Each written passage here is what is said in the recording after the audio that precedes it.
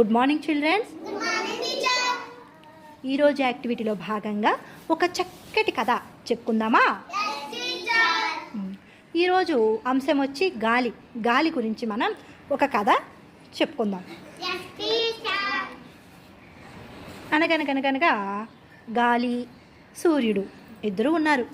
ఒకరోజు వాళ్ళిద్దరూ కలుసుకుంటే అప్పుడు గాలి అందంట, నీకన్నా నేను చాలా గొప్పవాడిని, నా అంత గొప్పవాళ్ళు ఈ భూమి మీదే లేరు, నేను లేకపోతే ఈ సమస్త భూలోకంలో ఉన్న మానవులు ఎవ్వరూ ఉండలేరు అని చెప్పి అందంట.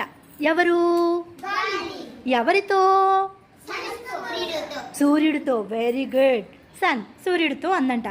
అప్పుడు సూర్యుడు, సరే ఓకే, నువ్వు చెప్పేదంతా నిజమే, అయితే మనిద్దరము ఒక పందెం పెట్టుకుందామా అన్నాడంట. సరే అయితే ఏ పందెమో చెప్పు అన్నాడంట. అదిగో అక్కడి నుంచి ఒక వ్యక్తి నడుచుకుంటూ వస్తున్నాడు. ఇప్పుడు నీ గాలితో నువ్వు అతను వేసుకున్న కోటు తీసేసేటట్టు చూడాలి. నువ్వు నీ గాలి ద్వారా తన కోటు తీసేస్తే నువ్వు గొప్పవాడు, నా వేడి ద్వారా నా కోటు తీసేస్తే నేను గొప్పదాన్ని అని చెప్పాడంట సూర్యుడు. సరేనని చెప్పి పందానికి ఓకే అందంట మన గాలి. Very good. అప్పుడు ఒక వ్యక్తి అలా నడుచుకుంటూ వస్తున్నాడు. తను ఒక కోటు వేసుకుని ఉన్నాడు. గాలి తన శక్తినంతా ఉపయోగించి గాలి వేదడం మొదలుపెట్టింది. అప్పుడు ఆ గాలికి కోటు ఎగిరిపోసాగింది. ఒక దశలో ఎగిరిపోయింది కూడా కోటు. ఎగిరిపోతే అప్పుడు ఏం చేశాడు, మళ్ళీ ఆ కోటుని తీసుకొచ్చి పట్టుకున్నాడు.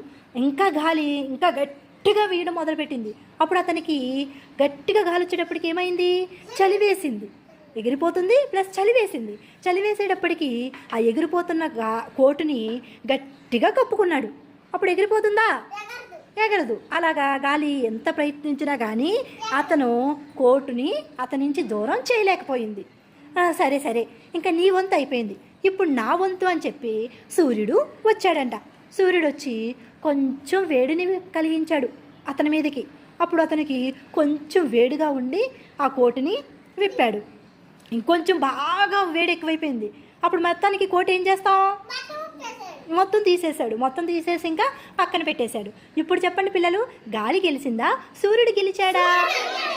సూర్యుడు గెలిచాడు. అప్పుడు సూర్యుడు అన్నాడంట, ప్రతి ఒక్కరు ఎవరి గొప్పతనం వాళ్ళకి ఉంటుంది, నేనే గొప్ప అని గర్వపడకూడదు, ఆ గర్వం ఉండకూడదు అని చెప్పాడంట.